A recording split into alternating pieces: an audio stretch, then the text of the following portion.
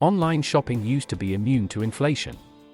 Not anymore. Through economic booms and busts, e-commerce has long been virtually immune to inflationary pressures. Average online prices dropped every year between 2015 and 2019. But COVID ended that once reliable trend. Online prices jumped 3.1% year-over-year in July, according to a report released Thursday by Adobe. Out of 18 categories captured by the Adobe Digital Economy Index, all but 6 saw price jumps last month. The price gains were most dramatic in July for online clothing, over-the-counter drugs, and sporting goods. This isn't a one-month glitch.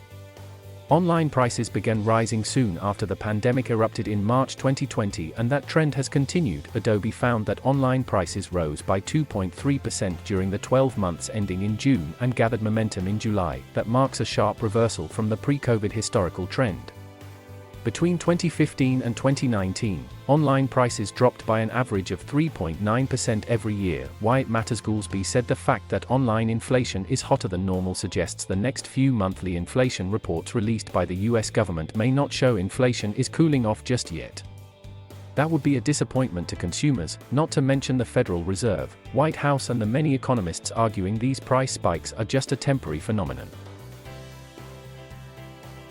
The Fed should absolutely be paying attention to what's happening online, said Goolsby, who added that he remains on Team Temporary when it comes to the inflation debate. Online inflation is a big deal because falling e-commerce prices are often cited as a major reason inflation should eventually return to healthy levels. It's long been cheaper to buy stuff online than in local stores.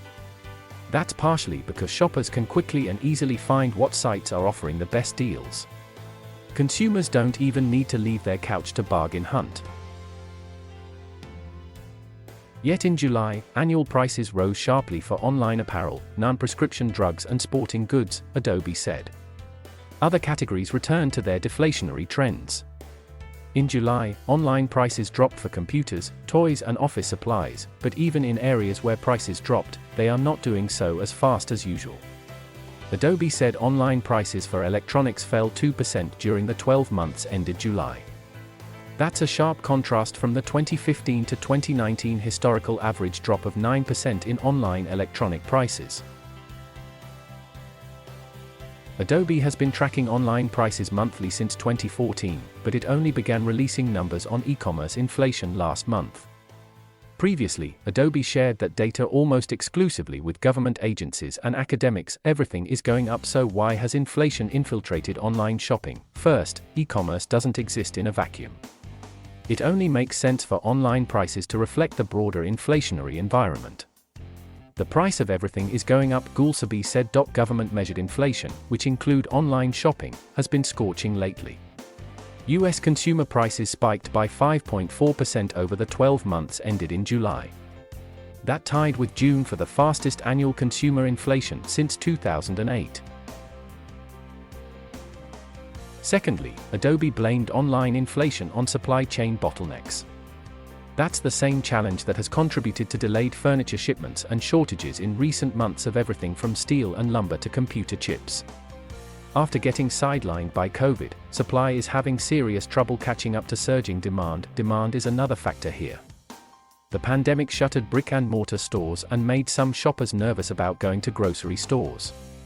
That drove even more demand to online shopping, a category that was enjoying explosive growth long before COVID. The inflation blame game. Fed Chairman Jerome Powell has consistently said inflation is likely transitory, cooling off as the economy reopens. He's pointed to the dramatic rise and subsequent collapse in lumber prices as evidence.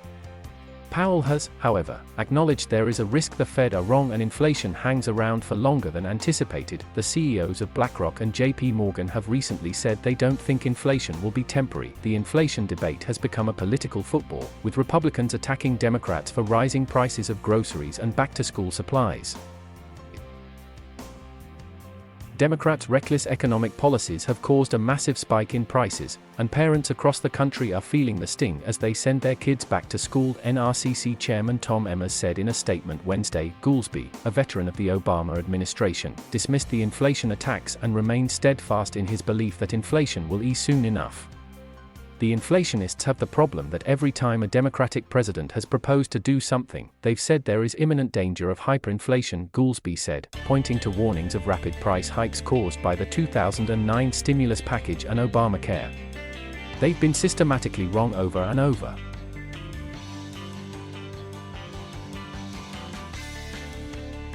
Thank you for watching. Please subscribe